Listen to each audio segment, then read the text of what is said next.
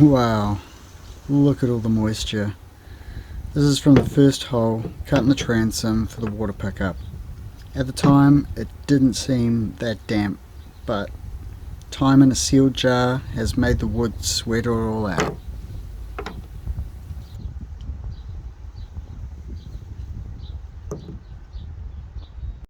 As you can see, the transom is not good. Up here, it's not too bad, but I can still break part of it away with my hands. There's soft parts, and then there's hard parts. So, but the stuff on the glass seems like it's gone soft where the glass is. So hopefully osmosis won't be a problem. So everything needs to come out, the whole lot. Everything off the transom. This is going to get cut off and replaced with new wood and re-glassed over. We're going to glass new floor on the front, and then we can reassemble the boat. Once I take this off and have it redone, there will be no holes, so I need to figure out where everything goes and get it right.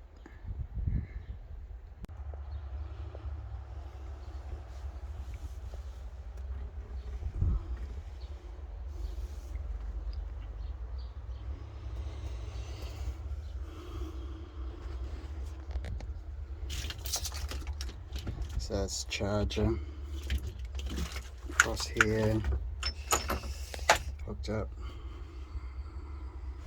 Yep. Alternator wire, starter wire, down underneath the stern leg with this cluster around to the back. The mercathode wires come up through here. This bunch, which has got the alternator and starter wire, and the big one, and the earth, which goes to the side of the engine there, all running through that one clip, which I've mounted right next to the gimbal housing. Above it, and curling over it, I've got the water drain, which runs behind everything. Down here crosses so that the two cross over, and we've got the little lift bilge pump with the clear hose mounted underneath it. Obviously none of these screw holes are going to be here, so this is the basic layout I'm looking for when I put it back together. That is exactly the reason why we are redoing the transom. Water has been getting in from the boarding platform, I'm assuming, and it's fresh water, and the wood has it's rotten out. It's had it. So it's complete tear down time. Let's see what happens on this one. Yeah, it's wet, but still draining. More waterworks. Yep. No, it's a good thing we're doing this. Otherwise, yeah, just would have been a disaster.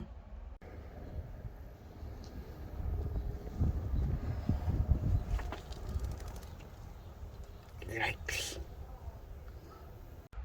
Starboard side, electrical cable that comes down and down there, etc.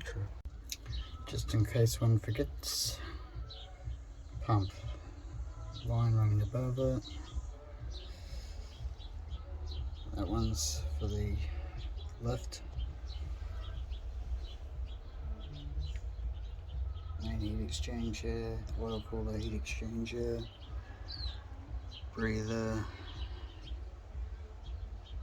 intercooler, overflow bottle. Okay, hopefully all the holes will still be there. And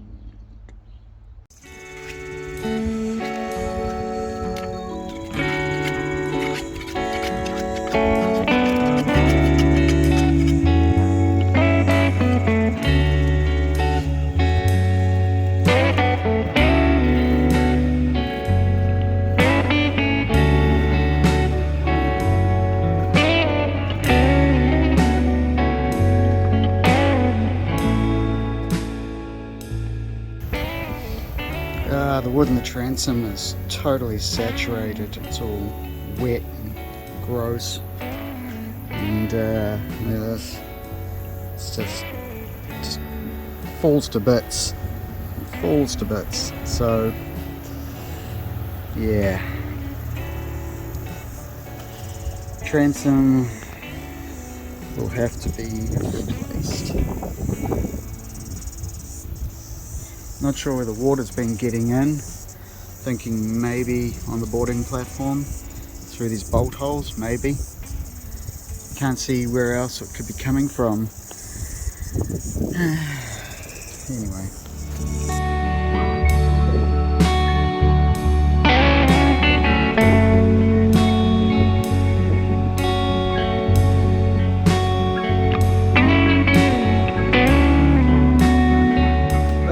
Started off as an engine repower, and it has turned into a complete rebuild.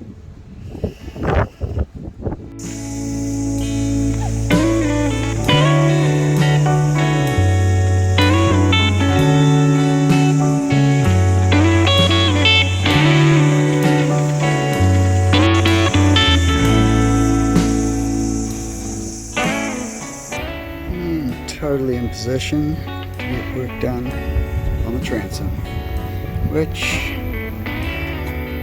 is not good. Look, it's Weet-Bix.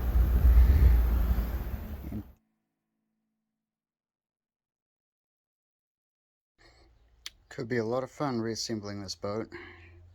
A lot of the stuff has just come out and been put into boxes, unlabeled or anything, because at the time it was going to go straight back on, but yeah.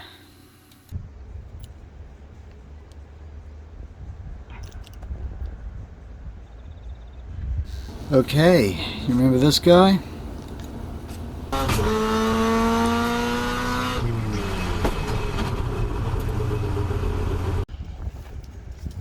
Pork Marine.